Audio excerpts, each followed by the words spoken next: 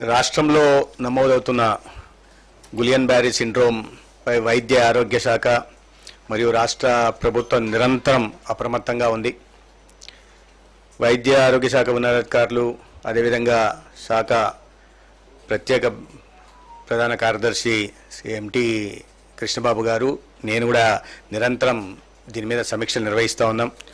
ఈరోజు కూడా గౌరవ ముఖ్యమంత్రి వర్యులు నారా చంద్రబాబు నాయుడు గారిని విషయంపై కలిసి వారు కూడా సమీక్ష నిర్వహించారు. గతంలో నమోదైన జీబీఎస్ కేసుల వివరాలని పూర్తి స్థాయిలో విశ్లేషించి ఈ వ్యాధి సోకడానికి మరియు విస్తరించడానికి కారణాలను తెలుసుకోవాలని ముఖ్యమంత్రి గారు సూచించారు.